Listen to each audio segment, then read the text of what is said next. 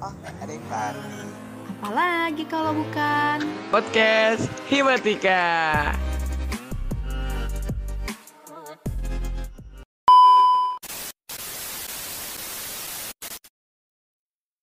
Pergi ke pasar membeli jeruk, ambil juga buah pepaya. Kalau kalian lagi nggak sibuk, yuk dengerin podcast kita.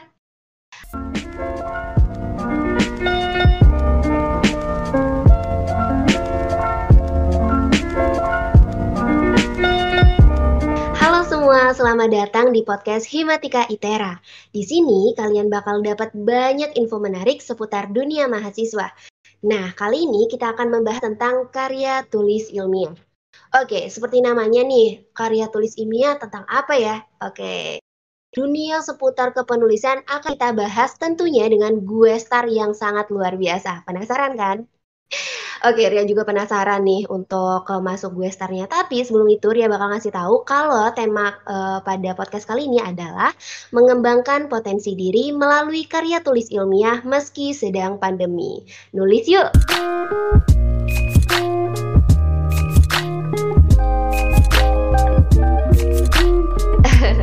Oke, sebelumnya kenali dulu, aku Ria Kurniati, mahasiswi Matematika angkatan 2020.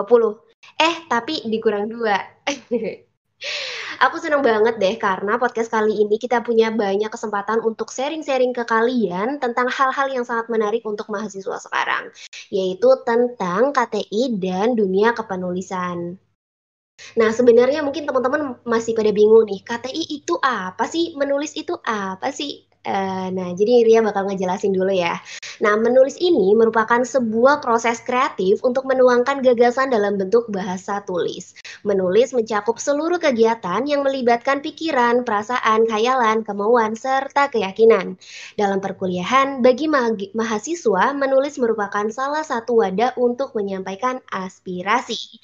Nah, sekarang ini banyak banget nih mahasiswa yang berpendapat bahwa menulis adalah suatu hal yang sangat sulit untuk dilakukan. Padahal sebenarnya enggak loh teman-teman loh. Nah, tapi kurangnya motivasi yang ada di dalam diri mahasiswa juga minat menulis menghasilkan karya tulis, terutama karya tulis ilmiah. Mahasiswa tidak mempunyai keinginan kuat untuk mengembangkan diri sendiri bakat yang dimilikinya. Kebudayaan menulis sekarang udah diganti dengan kebudayaan menyalin loh. Atau biasa kita sebut dengan copy paste ya teman-teman ya. Hal ini menyebabkan mahasiswa malas menulis. Nah, dari hal ini itu kayak kita kayak harus sadar gitu pentingnya menulis bagi mahasiswa. Oke, mungkin itu sekedar gambaran umum tentang keadaan mahasiswa sekarang terkait dengan kepenulisan. Nah, karena keresahan itu, teman-teman dari Himatika ITERA, khususnya saya nih, kita bakal bahas tentang dunia kepenulisan untuk menghilangkan tentang kerisauan mereka tentang ke dunia kepenulisan. Hilang-hilang deh malas-malas menulis. Sekarang ambil pena, mulai nulis yuk.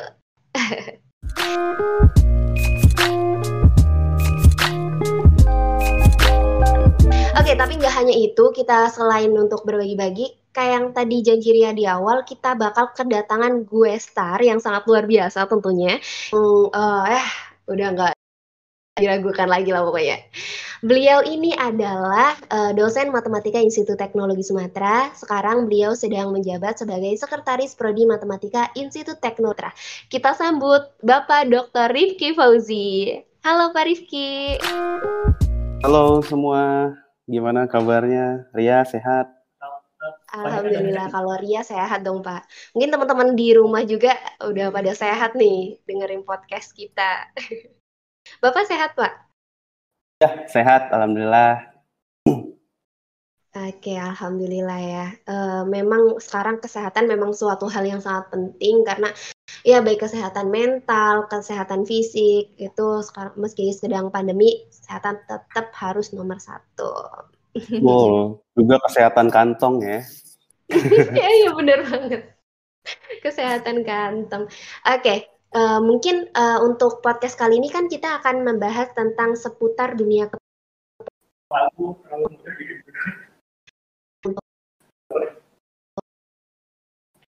dari Pak Rifki ada definisi khusus nggak sih untuk karya itu sendiri, Pak? Karya ya. Eh, Ria pertama kali menulis kapan kalau boleh tahu mungkin? Untuk nulis serius mungkin Ria dulu SMA mungkin ya, tentang esai gitu-gitu. Nggak harus yang serius lah, apa gitu. Nulis pokoknya menggunakan pikiran sendiri dituangkan dalam kata-kata.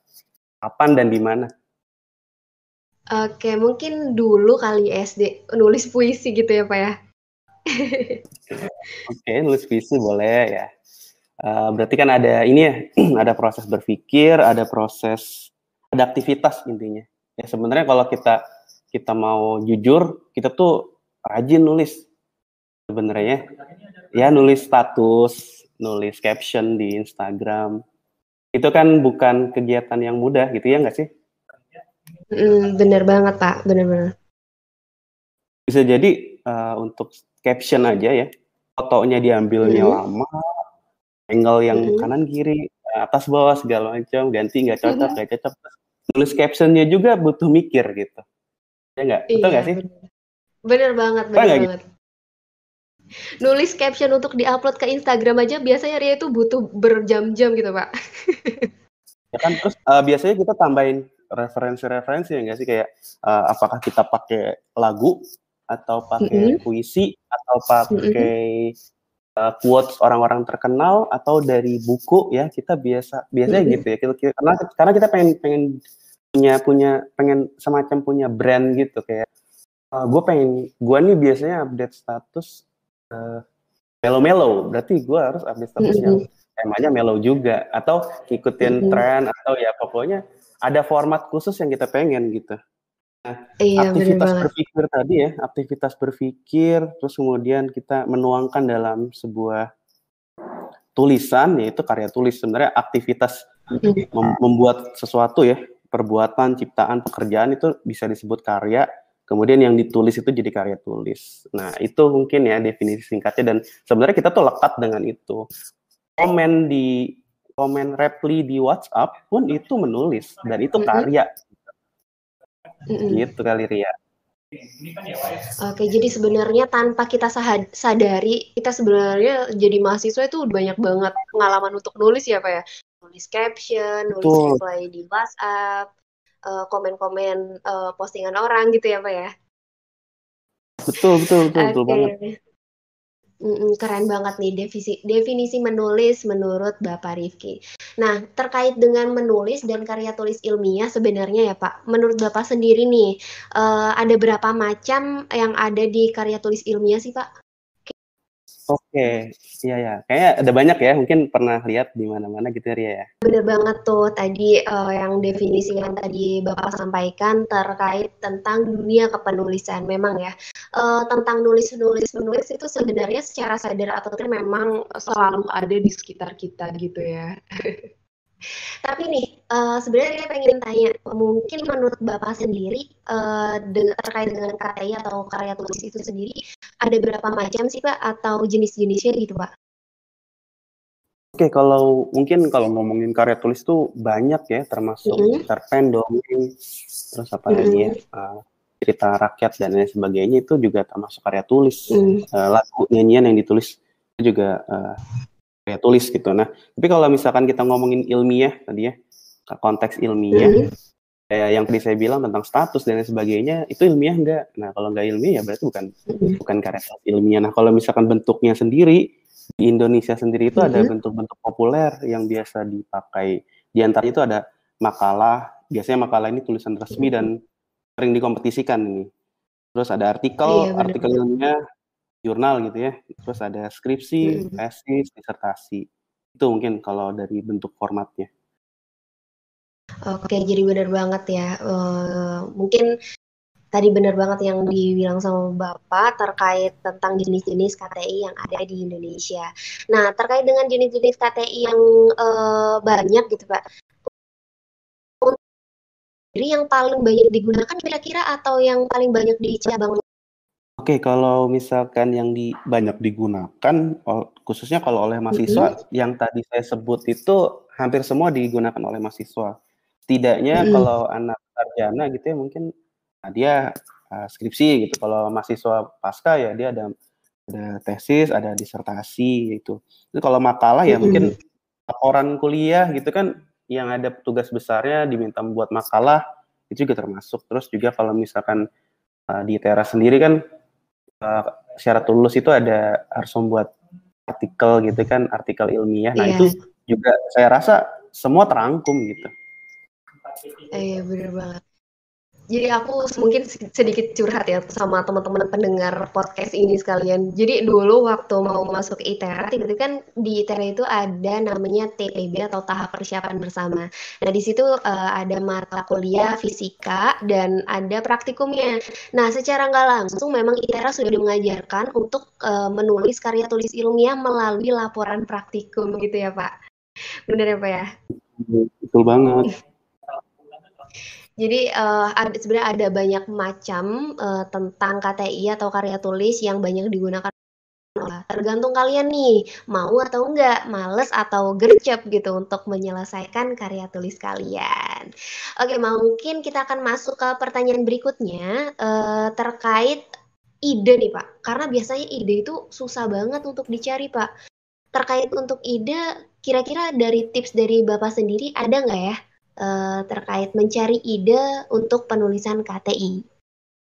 Oke, berkaitan dengan ide ya. Ide itu kan sebenarnya orang ide itu banyak ya, ide-ide gila, ide-ide liar dan ya pokoknya cemerlang itu banyak ide. Cuma gimana itu menuangkan ke dalam sebuah karya gitu. Karena kadang kalau ya cuma ide, gue punya ide nih, idenya gini, ditulis doang jadi status WhatsApp atau jadi chat doang, itu kayaknya ya menguap gitu, mudah menguap, hilang, sudah tertumpuk dengan chat-chat yang lain gitu.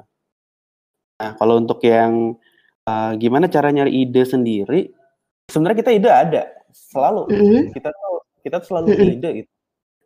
Nah cuma ada masalah apa gitu, jadi saya rasa langkah yang paling tepat adalah berangkat dari masalah atau persoalan tertentu, karena memang tidak selalu jadi tidak semua masalah gitu ya, bisa aja persoalan yang mungkin lebih sederhana daripada masalah, ya berangkat dari situ, apa ide kita, ya nggak harus kadang mikir, wah ini saya matematika,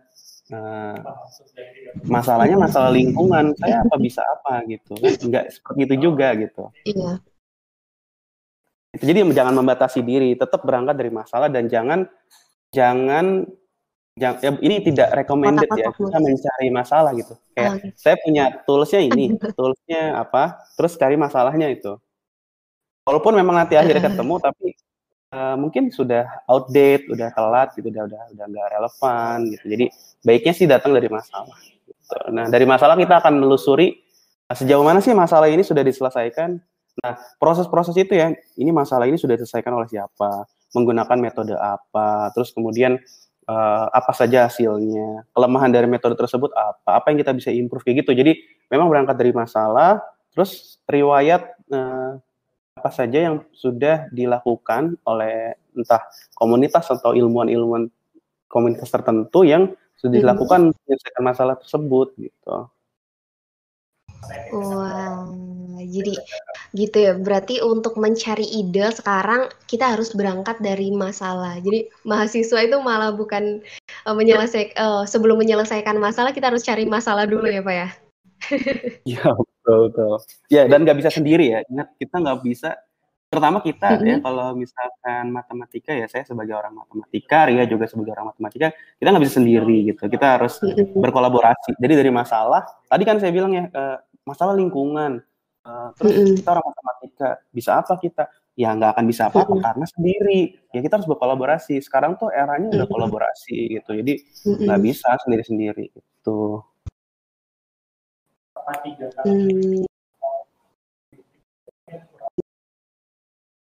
Bapak Rifki terkait kita harus kolaborasi meskipun ya prodi kita matematika, tapi matematika tidak selamanya kita harus selalu bertemu X, Y, Z.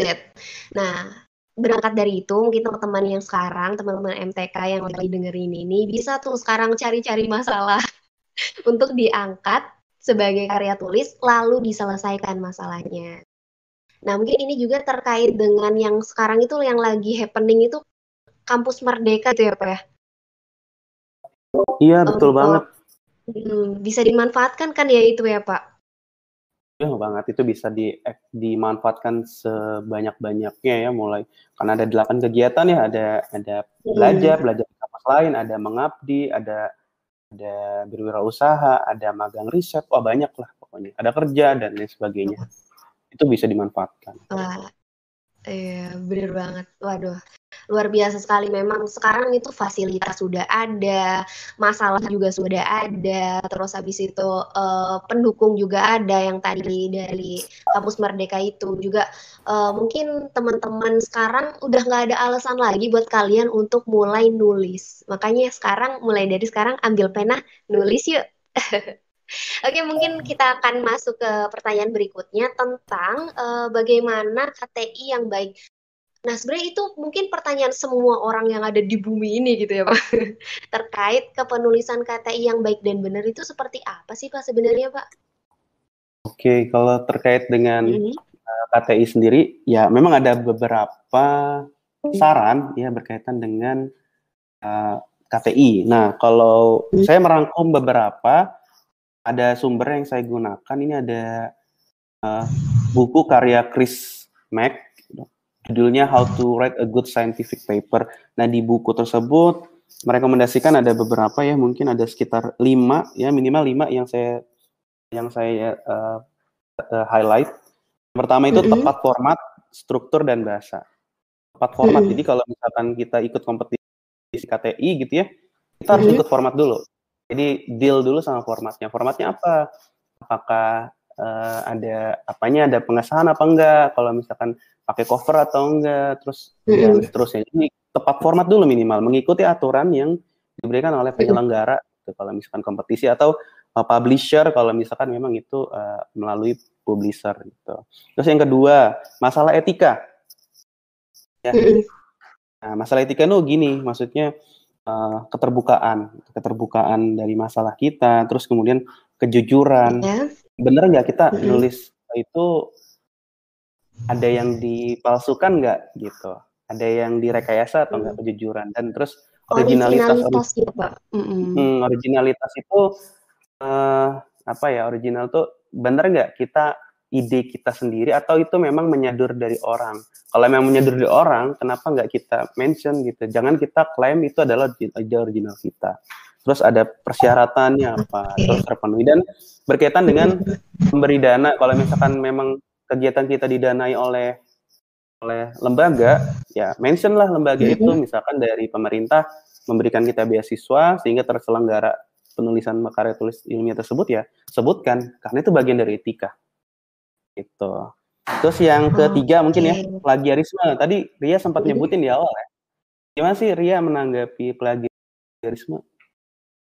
Waduh, kalau Ria sendiri nih sebagai mahasiswa, untuk plagiarisme memang benar-benar tidak bisa dimaafkan, karena memang untuk plagiat ya itu kan sama aja kayak ini ya, Pak, curang ya, gitu ya, Pak ya? Betul, iya curang, dan curang ini ada banyak curang, bentuk curang tuh. Salah satunya ide misalkan ada ide orang, kita curi, terus kemudian kita tidak menyebutkan kalau tadi ya itu bagian dari etika, dan ini masuk ke pelanggaran plagiarisme gitu kan. Terus dan ada gambar. Itu adalah karya kita gitu ya, Pak ya? Sebenarnya yang jadi masalah tuh adalah kita klaim itu gambar kita. Meskipun kita nggak nyebutin secara eksplisit, ini gambar yang kita ciptakan. Dengan tidak menyebutkan sumber, itu tuh kita secara implisit udah nyatakan itu punya kita. Gitu. Nah, makanya ada baiknya kalau kita menggunakan gambar dari manapun kita dapat, ya kalau memang itu bukan diproduksi sendiri, ya mention lah siapa pembuat aslinya gitu. Ya. Ada kata. Iya benar bang. Kata ya. Kata-kata juga atau kalimat itu juga perlu ini ya, perlu hati-hati, jangan sampai copy paste tanpa ini tadi sempat Ria mention juga ya di awal, copy paste terus udah gitu, nggak ada nggak ada penghargaan buat yang benar-benar menciptakan kalimat tersebut gitu ya. Terus keempat apa ya, literatur. Literatur tuh artinya tadi yang saya bilang, kita berangkat dari masalah, terus kita periksa masalah ini sudah sejauh apa sih penyelesaiannya kita kan cari referensi-referensi. Nah, itulah memperkaya literatur. Jadi baiknya kita kalau mau nulis karya tulis ilmiah didukung oleh literatur yang bagus, yang baik gitu, bukan literatur yang dari blog atau dari berita. Itu namanya apa? Istilahnya itu kalau di scientific ini gray literatur. Jadi literatur abu-abu yang bukan jadi utama gitu. Kalau misalkan di levelnya tuh level paling bawah, jadi ada yang utama. Mungkin ini terkait kuantitas gitu ya Pak untuk karya tulis. Maksudnya gimana? Untuk apa bobotnya gitu. Oh iya, benar-benar. Betul. Kayak misalkan contoh yang tadi ya, kayak masa kita masukin tweetan orang di referensi kita, meskipun itu sama-sama karya tulis, tapi kan itu literaturnya bukan yang literatur yang utama gitu. Jadi ya memang harus literaturnya yang bagus, misalkan dari jurnal, dari buku gitu. Dan yang terakhir itu bidang, sesuai bidang. Jangan kita pengen nulis bidang teknologi, tapi tempat penyelenggaranya itu bidangnya apa, misalkan sastra gitu. Itu kan ya meskipun bisa diarahkan, tapi kan ada baiknya kalau bisa mengarah ke bidang itu tersebut gitu. Jadi itu mungkin KTI yang baik tuh seperti itu, di luar penyajian ya. Oke, gitu, ya. Wah, jujur nih dapat ilmu banyak banget nih kita ya dari Pak Rifki ya. Mungkin menarik banget di poin yang paling pertama dan utama yang terkait dengan pengikutan dengan format. Mungkin teman-teman yang di rumah juga pada nggak sadar ketika ada perlombaan gitu ya, pasti yang ikut lomba itu banyak banget. Nggak mungkin juri-juri itu baca semua kan, pasti dicocokin dulu dengan formatnya. Biasanya teman-teman mungkin lupa di situnya kali Pak ya. Mungkin ada tips gitu Pak untuk kita, untuk gimana sih cara ngikutin format gitu, biar nggak lupa gitu. Oke, mungkin ini jadi mental dulu, mental. Kan sebenarnya kalau orang matematika tuh mentalnya tuh apa? Definisinya apa dulu? Kita ngomongin apa sih? Ngomongin Blandril. Udah, jangan jauh-jauh soal dari Blandril. Jadi kayak itu tuh jadi ini kita, jadi apa namanya? Setiap kita ngelakuin sesuatu tuh memang harus ikut rule dulu. Rule-nya apa sih yang berlaku di obrolan kita? Oh, kalau kita mau lagi ikut kompetisi ini ya, yang pertama harus dicari adalah format dulu. Kenapa? Kalau kita nggak sesuai format dan kita udah jadi apa yang kita kerjakan, ternyata balik lagi, oh ternyata itu nggak perlu dikerjain kan, jadi sia-sia. Jadi sebenarnya tepat format dan ya struktur dari penyelenggara ya. Makanya kalau entah kita ikut KTI, ikut laporan KP, laporan TA, itu tuh kita jadi minimalisir kerja, jadi lebih efisien sebenarnya. Jadi baiknya sih menurut saya itu jadi yang pertama gitu. Sebelum kita mau submit, sebelum kita mau itu menulis, baca dulu format, baru nanti teruskan gitu. Oke, jadi benar banget ya apa yang telah disampaikan Pak Rifki. Jadi ibarat kita mau masuk ke sebuah istana, kalau misal gerbangnya masih ketutup, gimana kita mau bisa? Jadi kita bisa ngebuka dulu gerbang. Iya betul, gerbangnya kan ada kuncinya kalau nggak pas gimana kan gitu, nggak akan masuk kan gitu. Iya benar banget. Oke, mungkin banyak banget ya ilmu yang telah disampaikan oleh Pak Rifki. Jadi untuk selanjutnya nih mungkin ada pertanyaan. Jadi sebenarnya dari tadi tuh pertanyaan-pertanyaan yang masuk gitu Pak, itu ada dari berbagai kalangan gitu Pak, kayak mahasiswa matematika. Jadi kita kayak ngumpulin ternyata keresahannya udah terjawab semua nih sama Pak Rifki. Oke, kita akan masuk. Amin. Oke, kita akan masuk ke pertanyaan berikutnya. Nah, gini, kan sekarang kita mahasiswa memang tantangannya adalah tentang males atau enggak, mager atau enggak. Karena semua sekarang serba online ya Pak ya. Kuliah online, webinar online, seminar online, lomba juga online. Nah, itu juga kayak menurunkan minat mahasiswa untuk mengikuti perlombaan KTI gitu, Pak. Kalau menurut Bapak sendiri benar nggak sih, Pak, pernyataan yang tadi yang Ria sampaikan? Di balik itu memang malas itu apa ya, musuh abadi gitu. Saya pikir dalam setiap orang itu kayaknya selalu ada gitu ya. Musuhnya itu malas tiap zaman mungkin. Cuma gimana kita ngatasin itu? Kayak itu dari kita ya ada aja malas tuh, kayak emang ujian bagi orang-orang yang berjuang tuh ya malas gitu. Cuma gimana kita ngatasin malas gitu. Maksudnya lagi pandemi gini banyak banget, bayangin sekarang tuh udah kita mau apa yang kita nggak bisa? Programming. Wah, pelatihan programming di mana-mana. Apa yang kita nggak punya ilmu tentang lingkungan? Webinar di mana-mana, kita bisa dapat ilmu. Kayak gitu. Jadi fasilitasnya banyak banget sekarang tuh. Udah apa ya? Apa yang kita butuh? Kayak ada gitu. Kalau dulu kan, saya mau ikut pelatihan tentang lingkungan, saya harus ke Jakarta misalkan. Ongkos, bayar. Sekarang udah gratis, dapat sertifikat, orang apa juga dapat ilmu, gitu kan? Cuma ada musuhnya gitu.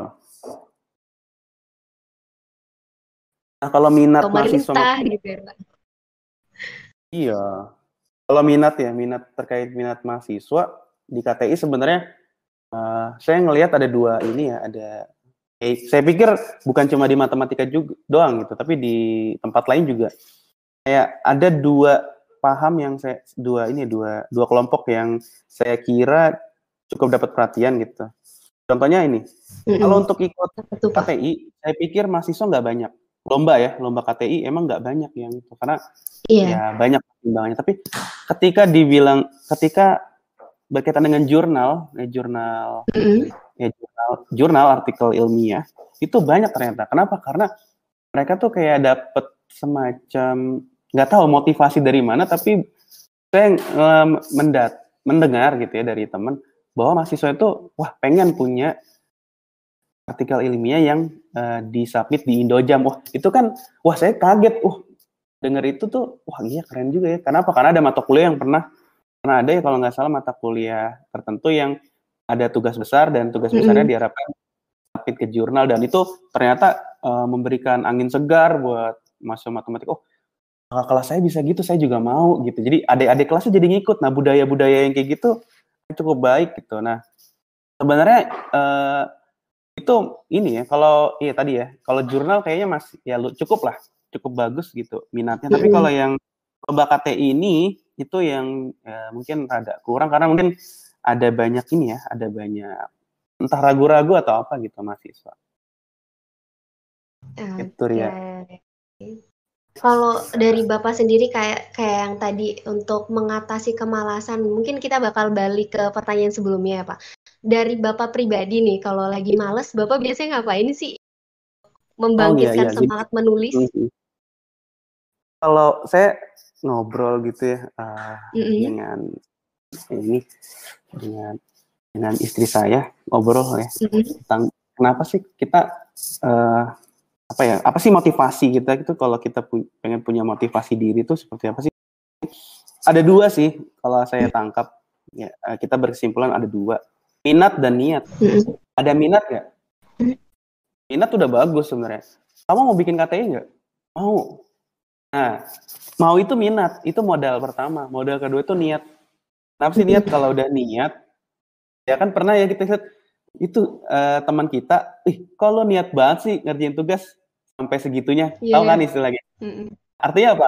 Memang dia ketika dia sudah niat, dia mencurahkan semua perhatiannya dan tenaga dan waktunya untuk ngerjain itu gitu. Jadi minat dulu, udah itu modal bagus, terus didukung dengan niat gitu. Jadi mengatasi kemalasan, ingat mungkin kalau kita malas tuh ya ingat orang tua aja kali ya. Mulai melok deh. Ingat orang tua. Waduh, ini nggak bisa nih kalau misal. Iya, senjata yang paling utama ingat orang tua. Ya, kalian tuh udah disekolahin, masa malas-malasan. Ya kalau dibiayain orang tua, berarti kalian ini dong, menyanyiakan kerja keras orang tua kalian gitu. Ya gitu-gitu aja sih. Motivasinya emang harus dalam diri sendiri. nggak ada motivasi dari luar ya.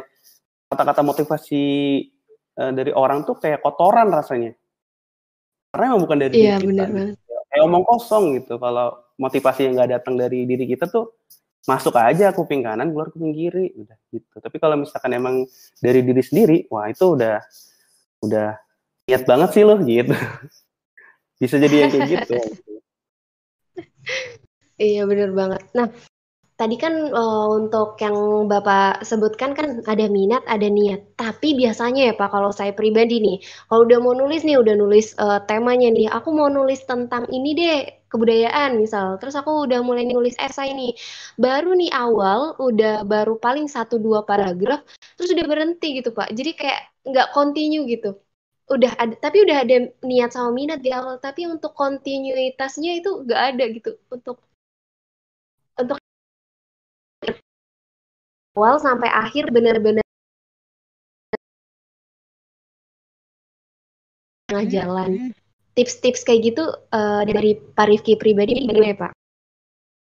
Oke, berkaitan dengan ini ya, mungkin gini dulu, kalau bisa sih memang ada spare waktu yang cukup lama sampai batas waktu pengumpulan ya, misalkan ya kita ikut konteksnya lomba KTI misalkan, atau mungkin laporan TA atau apa, kita ada spare waktu dulu supaya kita ngaturnya gampang. Kalau emang deadline-nya besok ya, kita nggak bisa malas-malas jelas kan.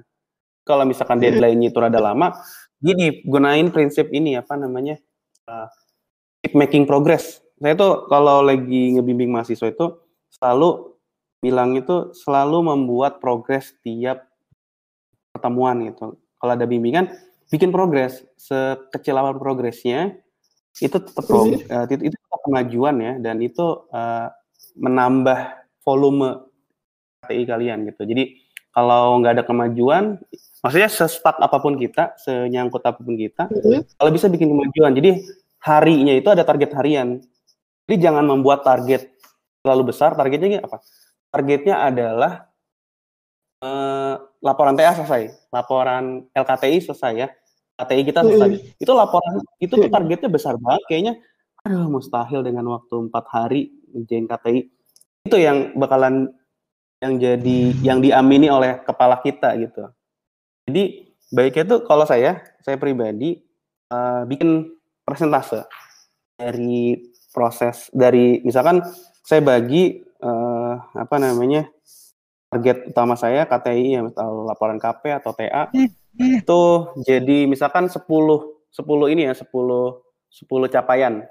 Capaian pertama misalkan nulis pendahuluan, capaian kedua nulis literatur, capaian ketiga dan seterusnya. Nah, nanti setiap hari tuh, hari ini saya udah berapa persen dari capaian satu. Kalau misalkan baru setengahnya, ini udah hampir selesai sih, baru setengah lah, udah jalan setengah. Oke. Ada progres gitu. Jadi ya ini cuma teknik aja gitu. Hari ini saya udah bikin progres. Besok saya harus bikin progres lagi. Terus besoknya kemarin udah ada progres. Berarti hari ini harus ada progres juga. Dan intinya semangatnya semua tuh lahir dari kebiasaan. Ketika kita ngebiasain itu ya, mencicil target besar menjadi target-target kecil yang masuk akal, ya, itu tuh nanti ke bawah-bawah sampai sampai ke seterusnya gitu. Kayak itu yang saya lakukan waktu TA dulu waktu S1, dan itu saya lakukan juga ketika kuliah pasca sarjana. Jadi emang saya ngebangun di situ. Nah, ruginya saya adalah saya dulu ya mungkin ikut sih KTI tapi nggak sering gitu. Nah, tidak seringnya saya ikut itu ternyata merugikan saya. Kalau saya bisa kembali ke masa-masa kalian ya, saya bisa ngulang waktu. Saya berharap saya pengen ikut KTI yang banyak. Kenapa? Karena itu akan melatih banyak hal, kepekaan saya berpikir, Oke, kita nggak ngomongin kecerdasan ya, kita ngomongin kepekaan ya. Jadi cerdas dan peka itu beda gitu.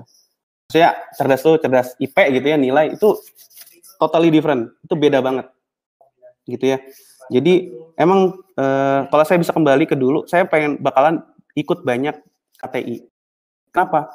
Karena itu bermanfaat banget untuk mendukung tugas akhir, tesis, disertasi. Jadi itu kalau misalkan saya bisa kembali ke masa-masa kalian. Nah, sekarang kalian kalian ini masih ini ya, mahasiswa mungkin yang masih kuliah, yang masih semester 4, semester 6, kalau ada kata ikut lah, itu akan bermanfaat ketika kalian KP, TA, atau lulus kerja, bikin laporan di kantor, atau laporan bisnis, kalau kalian ada bisnis, atau di pemerintahan, itu selalu dipakai. Gitu, Ria. Karena udah dibentuk kebiasaannya di awal, gitu. Gitu ya. Benar banget tuh tadi yang disampaikan oleh Pak Rifki terkait tentang kepenulisan karya tulis ilmiah. Nah, tapi nih, mungkin teman-teman banyak yang bertanya-tanya gitu ya Pak ya, di dalam hatinya gitu.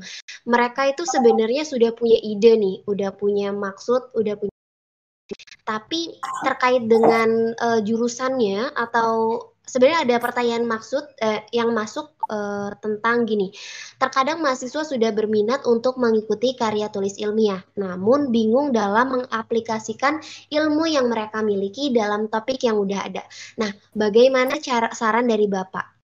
Kayak mungkin mereka udah ada udah tahu tuh mau nulis apa, tapi tidak sesuai dengan bidang ilmu. Itu bagaimana ya Pak ya? Berarti udah ada minat dulu ya, paling enggak. Ya, berarti itu udah modal yang bagus dong. Nah, pertama ingat tadi ya, saya bilang tuh tadi ada dukung dengan literatur. Ya, tadi di kata yang baik kita didukung oleh literatur yang baik. Sama, berarti untuk mengaplikasikan ilmu, kita perlu dukungan literatur dulu. Masalah apa yang kita mau pelajari gitu ya? Masalah apa yang kita mau coba kaji? Masalah lingkungan misal. Lingkungannya apa? Misalkan kemarin ada anak 2019 ya matematika, Alfiona kalau nggak salah, ikut PKM. Dia masalahnya masalah pencemaran. Itu matematika loh. Punya gagasannya dia tuliskan dalam sebuah proposal PKM GT tentang bagaimana menyelesaikan masalah sampah di lingkungan di Provinsi Lampung. Nah, gimana caranya? Apa aja dia cari. Ya, kita coba ini ya diskusi apa aja sih masalah ini, potensi yang sudah masalah ini gimana sih udah diselesaikan dengan cara apa saja. Terus ada nggak cara lain yang mungkin bisa kita terapkan di sini gitu, yang cukup realistis. Dari masalah tadi, dari kita coba menguraikan itu akan muncul pertanyaan gini, loh itu bukan bidang ilmu saya, gimana saya bisa melakukan itu? Caranya bukan mundur lalu bubar gitu ya, tapi yang dilakukan Alfiona adalah ya itu mahasiswa itu adalah mencari tim, membuat tim dengan semangat kolaborasi. Jadi timnya itu terdiri dari teknik mesin dan arsitektur. Jadi ada anak arsi dan ada teman mesin. Jadi dengan adanya semangat gitu ya, dia udah punya minat, ada masalah lingkungan, terus ternyata masalahnya ini perlu emang nggak bisa sendiri gitu, bisa sendiri dikerjakan. Jadi dia mencari tim, membuat tim, ajak teman, ayo kamu mau nggak ikut terlibat sama tim saya, kita coba selesaiin masalah ini sama-sama gitu. Jadi memang perlu ada kolaborasi ya. Jadi tadi dukung dengan literatur, terus nanti dari literatur kita akan dapat butuh masalahnya, butuh diselesaikan dengan bidang apa saja, lalu kolaborasi. Ya. Kemudian yang selanjutnya adalah berdiskusi. Jadi dari tim yang sudah dibangun berdiskusi. Nah, pilihlah mentor kalau misalkan memang butuhkan mentor. Maksudnya mentor ini bisa kakak kelas, bisa alumni, bisa pakar, misalkan tokoh masyarakat di bidang lingkungan. Kan banyak ya organisasi masyarakat atau yayasan-yayasan yang peduli lingkungan, kita bisa berkonsultasi ke sana atau berdiskusi dengan dosen gitu. Dosen di prodi matematika tentunya sangat terbuka, kalau teman-teman mau diskusi ayo, bahkan kalau bisa mah kita pancing-pancing kalian supaya ikut TI atau apapun lah kegiatan-kegiatan yang sifatnya itu ilmiah, itu kita akan dukung gitu. Jadi jangan ragu-ragu untuk berdiskusi gitu. Jadi memang untuk menjebol benteng ini ya, benteng kebingungan tadi untuk mengaplikasikan ilmu itu, jawabannya adalah kolaborasi dan diskusi. Gitu. Oke, wah menarik banget nih jawaban dari Pak Rifki. Tapi sebenarnya ya Pak ya, dari awal tadi mungkin memang kita belum mengenal lebih dalam tentang Pak Rifki dan sepak terjalnya dalam dunia kepenulisan. Mungkin bisa kali ya Pak diceritakan satu aja pengalaman, entah menulis jurnal, entah ikut lomba, entah apapun itu yang terkait dengan karya tulis ilmiah yang bisa diceritakan ke teman-teman pendengar podcast ini Pak. Yang paling menarik mungkin. Yang menarik mungkin yang gagal aja ya. Ya karena apa? Karena kalau orang biasa cerita yang sukses-sukses, beberapa orang mungkin jadi insecure, jadi nggak mungkin diikutin gitu. Coba saya banyak ikut lomba dan banyak gagal, dan itu bikin saya sadar bahwa senang rasanya gagal. Dengan gagal tuh jadi lebih low profile gitu, jadi lebih sadar kelemahan-kelemahan saya ketimbang ketika saya berhasil. Ya bukan berarti saya nggak suka berhasil, ya. Ya saya udah ikut berapa kali ya gagal, 2-3 kali gagal. Ya maksudnya ikut bikin KTI semampu saya, lomba-lomba waktu dulu kuliah kampus. Sayangnya kurang banyak. Saya pikir kalau ikut lebih banyak lagi mungkin tidaknya 1 atau 2 mungkin lolos gitu. Tapi saya ya stop karena emang sadarnya terlambat. Waktu itu tahun ketiga mungkin baru sadar tentang KTI gitu, baru mulai nulis-nulis. Ya. Terus pernah juga kalau yang dapat itu saya pernah lolos PKM, yaitu ada bikin proposal PKMP ya, PKM penelitian itu lolos. Itu nggak nyangka karena dulu matematika itu kalau penelitian rasanya mustahil. Dan waktu itu yang bikin bangga adalah pertama kalinya matematika ya di kampus dulu S1 itu anak matematika lolos PKMP. Bisa itu kalau di MIPA itu emang MIPA paling banyak di Fakultas MIPA. Ya, tapi yang banyaknya dari kimia, fisika. Gitu. Nah, itu matematika satu-satunya. Jadi rasa bangga banget gitu. Kayak ada kebanggaan. Lihat dong, tapi gue bisa punya karya gitu. Itu. Nah, kalau misalkan yang setelahnya sih paling mungkin jurnal atau ya laporan kayak skripsi, tesis, disertasi aja sih, Ria. Wah, keren banget. Pak Rifki ini pertama kali ya di prodinya. Kalau nggak salah MTK ITB, bener Pak? Bukan kan, saya dulu bukan di ITB dulu. S1-nya saya di Unsud, di Universitas Jenderal Sudirman. Oh iya.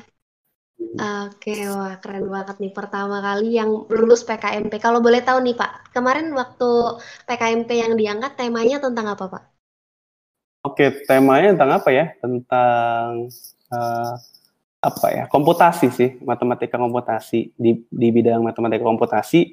Karena saya tertarik di bidang itu, jadi sama teman-teman berkelompok bikin proposal itu, ajuin, ternyata ya alhamdulillah lolos. Kita senang banget sampai teriak-teriak gitu ya, nggak nyangka karena kita nggak nganggap bakalan lulus gitu. Pokoknya ya niatnya satu, cuma ikut pengen berpartisipasi, beraktualisasi, coba solve problem. Oh ternyata lolos. Girangnya nggak kebangetan kan, girangnya kebangetan gitu. Wah keren banget. Tapi emang sih saya selaku murid mahasiswa dari Bapak, baik mungkin teman-teman yang udah lagi dengar podcast kali ini juga, mereka mengakui sih kalau misal Pak Rifki adalah salah satu dosen matematika yang terbaik di Institut Teknologi Sumatera terkait dengan codingnya, komputasinya, karya-karya yang telah diterbitkan oleh jurnal. Waduh, ada banyak banget ya, cukup banyak ya Pak ya jurnal yang telah atau karya yang telah Bapak terbitkan. Padahal sebenarnya kalau dari segi ilmuwan ya, Ria mungkin buat ini, saya tuh bidangnya bukan komputasi sebenarnya. Waktu kuliah itu bahkan kuliahnya itu banyakan analisis dan aljabar, jadi ternyata matematik bisa banyak mendukung juga di itu. Jadi kita nggak harus banyak ngambil statistik untuk punya keahlian di bidang statistik gitu. Kalau kayak saya di komputasi, baik itu hubungan dengan ya yang relate sama komputasi, ya saya nggak pernah ambil itu di kuliah gitu. Karena kuliah saya banyak kan analisis sama aljabar. Jadi ya mungkin ini lebih ke promosi juga gitu ya. Karena biar nggak saya nggak pernah ngambil kuliah itu, saya nggak harus bisa, saya nggak bisa. Jadi intinya jangan sampai membatasi diri sih gitu. Kayak misalkan saya nggak pernah ngambil statistik nih, statistik penuh terus, Jadi saya nggak pantas dapat statistik, mengkaji statistik atau bikin karya tulis yang berkaitan dengan statistik, enggak juga gitu. Nah saya salah satu contohnya, saya nggak pernah ngambil mata kuliah yang berkaitan dengan komputasi, karena analisis dan aljabar gitu. Tapi bisa gitu, karena emang ada minat, ada niat gitu. Wah. Oke, nah itu dia teman-teman pengalaman dari Pak Rifki terkait tentang sepak terjangnya dan mungkin pengalaman-pengalaman lomba baik kepenulisan jurnal juga yang telah dilakukan oleh Pak Rifki. Nah, mungkin dari pengalaman-pengalaman yang udah diceritakan oleh Pak Rifki, mungkin teman-teman yang di rumah juga bisa dicontoh gitu. Jadi kalau misalnya sekarang nih kalian lagi tidur-tiduran, lagi rebahan, bingung mau ngapain, yuk ambil pena, mulai nulis yuk. Oke, mungkin ini adalah pertanyaan terakhir, Pak. Jadi dari awal nih Pak, dari awal podcast sampai sekarang, kira-kira apa sih keresahan yang paling terbesar yang dialami oleh mahasiswa sekarang Pak, terkait dengan karya tulis ilmiah? Mungkin ini ya, kurang sadar. Kalau tadi ya, kita udah ngomongin masalah pelanggaran-pelanggaran kan kayak copy paste kan udah ya. Mungkin yang selanjutnya adalah kita nggak sadar kalau dari KTI ini kita dapat manfaat gitu. Kayak misalkan sadar manfaat untuk diri sendiri pertama ya. Ya kayaknya nggak perlu dijelasin manfaat untuk diri sendiri apa. Atau mungkin nanti perlu saya coba tambahkan. Dan yang kedua itu sadar manfaat untuk institusi kita. Ya, apapun itu institusi kita, maksudnya kalau kita sebagai mahasiswa, institusi kita tuh maksudnya ITERA, prodi matematika, prodi kita berada. Kalau kita kerja berarti institusi tempat kita bekerja dengan membuat, ya mungkin KTI-nya kalau di kantor bukan KTI, mungkin laporan kinerja kah atau apa. Yang itu intinya merupakan laporan dari apa yang kita kerjakan gitu. Intinya ada sadar akan manfaat gitu. Nah, mungkin kalau kita mau coba ini coba manfaat buat diri sendiri gitu ya. ada ini kata-kata dari Pramudia Anantatur, mungkin saya ambil quotes-nya adalah, orang boleh pandai setinggi langit, tapi selama ia tidak menulis, ia akan hilang di dalam masyarakat dan dari sejarah. Menulis adalah bekerja untuk keabadian. Jadi intinya gini, orang tuh hilang aja gitu di telan bumi kalau kita nggak punya karya yang paling orang mungkin ngomong ya, kalau nggak ada buktinya itu hilang gitu. Menulis itulah yang membuat bekerja untuk keabadian. Jadi ada manfaat buat kita. Kalau kita ingin dikenang, kalau kita pengen punya sebuah warisan gitu. Tapi di luar itu, kita tuh perlu sadar juga akan identitas kita sebagai mahasiswa gitu. Identitas kita mahasiswa, mahanya siswa.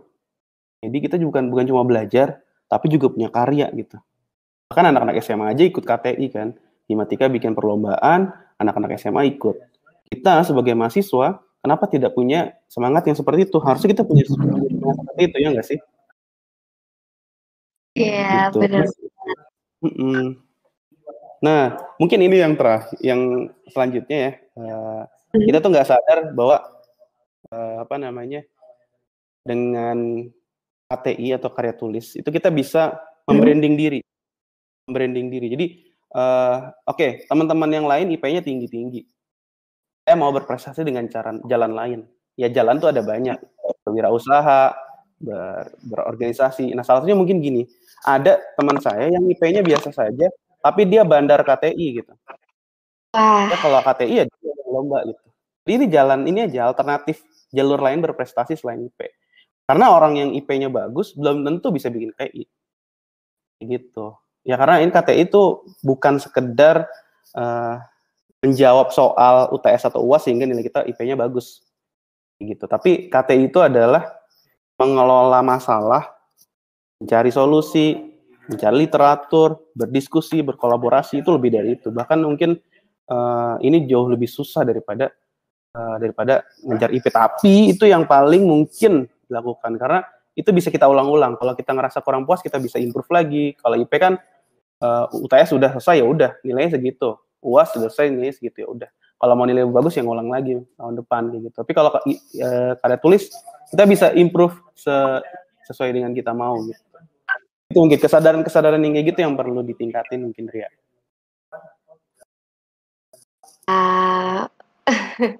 Mungkin terkait dengan hal tersebut, mungkin Bapak ada pesan untuk teman-teman yang sekarang lagi dengerin sambil rebahan buat mereka mulai nulis gitu Pak, biar bangkit gitu Pak. Apa ya? Mungkin semangat dari saya mungkin gini ya. Menulisnya dengan tulisan jelek, jadi nggak perlu berpikir bagaimana cara menulis yang baik. Tulislah dengan tulisan yang jelek, karena tulisan yang bagus itu bonus dari kebiasaan. Jadi nulis aja apapun itu yang kalian pikir tentang ya nyicil buat KTI gitu, nulis aja. Ya bayangkan KTI itu adalah status atau KTI itu adalah Instagram ilmiah kalian. Gitu. Itu adalah sosial media ilmiah kalian. Kalian kan ingin menghias sosial media kalian secantik mungkin kan? Maka buatlah yang dalam konteks ilmiah gitu kali. Wah, keren banget nih. Dari tadi dari awal podcast ini dimulai sampai sekarang tuh aku setiap dengerin Bapak ngomong tuh kayak merinding dan kayak cambukan gitu ya buat saya selaku mahasiswa, kayak ya Allah, masa udah jadi mahasiswa masih rebahan aja gitu kan ya. Teman-teman juga nih masih teman-teman juga nih yang masih pada rebahan, main HP, scroll-scroll TikTok. Ayo dong, ambil penanya, mulai nulis yuk. Oke, mungkin itu tadi ya. Oke. Ya, mungkin itulah tadi ya teman-teman informasi ataupun segala hal tentang dunia kepenulisan yang telah disampaikan oleh Bapak Dr. Rifki Fauzi selaku dosen matematika Institut Teknologi Sumatera yang mempunyai segudang pengalaman tentang karya tulis. Nah, teman-teman juga nih yang lagi di rumah yang bingung mau nulisnya kayak gimana, mau mulai dari mana, bisa nih dengerin podcast kita dari awal sampai akhir karena ada banyak banget tips and trick yang telah disampaikan oleh Bapak Rifki Fauzi terkait dengan dunia kepenulisan. Ada satu hal yang menarik tentang yang telah disampaikan oleh Pak Rifki tadi, bahwa menulislah yang jelek karena tulisan yang bagus itu adalah bonus dari kebiasaan. Oke, mungkin saya dan Pak Rifki selaku podcaster di sini yang udah memandu kalian, yang terima kasih banget udah yang dengerin dari awal sampai akhir sampai podcast ini selesai. Kami sih berharap untuk teman-teman semua, ayo mulai nulis, karena kalau nggak mulai dari sekarang kapan lagi? Hidup itu bisa mati, nafas itu bisa berhenti, tapi tulisan ada. Tulisan akan bertahan sampai abadi. Oke, mungkin sekian dari saya. Assalamualaikum warahmatullahi wabarakatuh. Sampai jumpa di podcast Himatika berikutnya. Terima kasih Pak Rifki. Ya, sama-sama. Terima kasih semua. Assalamualaikum warahmatullahi wabarakatuh. Salam, terima kasih teman-teman yang telah mendengar.